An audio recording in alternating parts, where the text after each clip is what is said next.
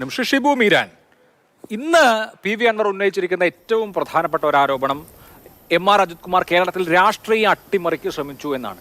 രാഷ്ട്രീയ അട്ടിമറി എന്ന് പറഞ്ഞാൽ നമുക്കറിയാം, കേരളം ഭരിക്കുന്നത് ഭൂരിപക്ഷമുള്ളൊരു സർക്കാരാണ്. അങ്ങനെ കുറച്ച് MLA-മാർ മാറിയാൽ പോലും സർക്കാരിൻ്റെ സ്ഥിരതയ്ക്ക് കുഴപ്പമൊന്നുമില്ല. ഒരുപക്ഷെ കടത്തി പറഞ്ഞതാകാം. പക്ഷെ ചില രാഷ്ട്രീയ നീക്കങ്ങൾ ഒരു ഉദ്യോഗസ്ഥൻ നടത്തി എന്നൊരു ആരോപണം വരുമ്പോൾ അത് രാഷ്ട്രീയമായി പരിശോധിക്കുക എന്നുള്ളത് സാധാരണ നിലയിൽ മുന്നണികൾ ചെയ്യാറുള്ളതാണ്. ഭരണമുന്നണിക്ക് അതിന് പോലും കഴിയാത്ത ഒരവസ്ഥയുണ്ട് എന്നാണോ നമ്മൾ മനസ്സിലാക്കേണ്ടത്? തീർച്ചയായും ഇപ്പൊ പി വി അൻവർ ആവർത്തിച്ച് പറയുന്ന ഒരൊറ്റ വാചകം അദ്ദേഹം 2-3 ദിവസങ്ങൾക്ക് മുൻപ് പറഞ്ഞത്, എന്നെ ഈ വെളിപ്പെടുത്തലുകളുടെ വാർത്താ സമ്മേളനത്തിന്റെ പശ്ചാത്തലത്തിൽ പലവട്ടം കേരള മുഖ്യമന്ത്രിയുടെ ഓഫീസിൽ നിന്ന് വിളിച്ചിരുന്നു. ഞാൻ ഫോൺ എടുത്തില്ല, ഞാൻ ഫോൺ ഓഫ് ചെയ്തു, എൻ്റെ ഡ്രൈവറോട് ഫോൺ ഓഫ് ചെയ്യാൻ ആവശ്യപ്പെട്ടു, പറയാനുള്ളത് മുഴുവൻ പറഞ്ഞു തീർത്തിട്ട് ഞാൻ തിരുവനന്തപുരത്തേക്കുള്ളൂ എന്ന് വെച്ചാൽ അതിൻ്റെ ധ്വനി എന്ന് പറയുന്നത് ഇത് മുഴുവൻ ജനങ്ങളോട് പറയാതെ അവിടെ പോയി സ്വകാര്യമായി പറഞ്ഞാൽ അട്ടിമറിക്കപ്പെടും എന്ന് അദ്ദേഹം അന്ന് പറഞ്ഞിട്ടുണ്ട്. ഇന്ന് അനുപൂരകമായി ഇതുകൂടി ചേർത്ത് വയ്ക്കുമ്പോൾ സംഗതി കൃത്യമാണ്. അൻവർ പുട്ടിന് പീരയിടും പോലെ മുഖ്യമന്ത്രി മഹാനാണ്, കൊള്ളാവുന്ന ആളാണ് എന്നൊക്കെ പറയുന്നുണ്ടെങ്കിലും പൂർണ്ണമായും കേരളത്തിൻ്റെ മുഖ്യമന്ത്രിയെ, കേരളത്തിൻ്റെ മുഖ്യമന്ത്രിയുടെ ഓഫീസിനെ അവിശ്വാസം പ്രഖ്യാപിച്ചുകൊണ്ടാണ് അദ്ദേഹം ഇപ്പോൾ മുന്നോട്ട് പോകുന്നത്. അദ്ദേഹം പുതുതായി വിശ്വാസം അർപ്പിക്കുന്നത് ആരെയാണ് എന്നത് വേറെ ചർച്ചയാണ്. ഇനി ഒരു 1-2 കാര്യങ്ങൾ കൂടി പറയാൻ അഭിലാഷ് എന്നെ അനുവദിക്കും. ഇവിടെ ഇപ്പോൾ ഈ ഇടതുപക്ഷത്തിൻ്റെ പ്രതി ഞാൻ വളരെ വിഷമത്തോടുകൂടി പറയുകയാണ്. നമ്മളിപ്പോൾ കോൺഗ്രസിൻ്റെ ഏതോ ഒരു MP പോകാൻ പോകുന്നൊരു മാധ്യമം റിപ്പോർട്ട് ചെയ്തു. അപ്പോഴേ അത് ചർച്ചയ്ക്കെടുക്കണമെന്നാണ് കേരളത്തിൻ്റെ സ്പീക്കർ. ഞാൻ റെജി ലൂക്കോസിനോട് എല്ലാ ആദരവും നിലനിർത്തിക്കൊണ്ട് പറയാണ്. എനിക്ക് അദ്ദേഹത്തെ അറിയാം. അദ്ദേഹം ഒരു SFI നേതാവാണ്.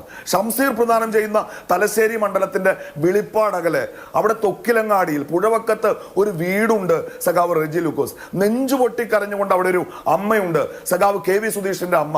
SFIയുടെ സംസ്ഥാന സമ്മേളനം കഴിഞ്ഞ് വീട്ടിൽ വന്ന് കിടന്നുറങ്ങുമ്പോൾ RSSകാർ വീട്ടിൽ കയറി കൊലപ്പെടുത്തിയതാണ്. ഇവിടെ അഭിലാഷ് സൂചിപ്പിച്ചതുപോലെ ഗുണ്ടകളെന്നല്ലാതെ ഫാഷിസ്റ്റുകളെന്നല്ലാതെ ഒരു പ്രസംഗത്തിൽ പോലും RSSനെ വിളിക്കാതിരുന്ന കേരളത്തിലെ CPM-ന്റെ ലീഡർഷിപ്പ് ഇപ്പൊ സുപ്രധാന സംഘടനയാണ്.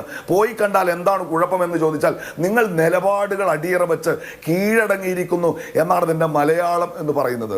അത് കൃത്യമായി കേരളത്തിന് ബോധ്യപ്പെടുന്നുണ്ട് എന്നുകൂടി എന്ത് ചെയ്തോ നമ്മൾ മനസ്സിലാക്കുക. ഇടതുപക്ഷ നിലപാടുകൾ വെച്ച് സമ്പൂർണ്ണമായും കീഴടങ്ങിയിരിക്കുന്നു. ഞാൻ ആദ്യം ചോദിച്ച ഒരു ചോദ്യത്തിന് സ്ട്രെയിറ്റ് ആയ ഒരു ആൻസർ ഉണ്ടോ?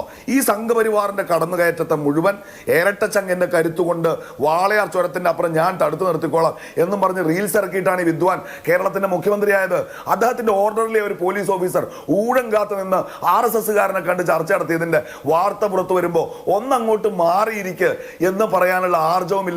പിന്നെ എങ്ങനെ ഈ കേരളത്തിന്റെ കമ്മ്യൂണിസ്റ്റ് മുഖ്യമന്ത്രിയുടെ ക്രെഡിബിലിറ്റി കേരളത്തിലെ ജനങ്ങൾ വിശ്വസിക്കും? നിങ്ങൾ UDF-നെ വിട്, കേരളത്തിൽ നിങ്ങളെ വിശ്വസിച്ച ജനങ്ങളോട് നിങ്ങൾക്കൊരു പ്രതിബദ്ധതയില്ല. അവസാനമായി ഒരു കാര്യം കൂടി, ഇടതുപക്ഷ സഹയാത്രികൻ എന്ന് പറഞ്ഞാൽ കടമ്മനിട്ട പ്രൊഫസർ MN വിജയൻ ഇടതുപക്ഷത്തിന് തെറ്റുപറ്റുമ്പോൾ അത് തിരുത്തിയവരാണ് കൂടെ നടന്നവർ.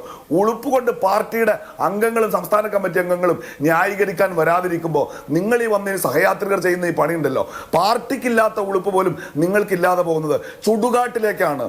ആയിരക്കണക്കിന് മനുഷ്യരുടെ പ്രതീക്ഷയായ ഒരു പ്രസ്ഥാനത്തെ നിങ്ങൾ കൊണ്ടുപോകുന്നത്. എനിക്ക് CPM-നോട് അഭിപ്രായ വ്യത്യാസങ്ങളും വിയോജിപ്പുണ്ട്. പക്ഷേ ഇത്ര ഗതികെട്ട പാർട്ടി നിൽക്കുന്നത് കാണുമ്പോൾ വലിയ സഹതാപം തോന്നുന്നത്.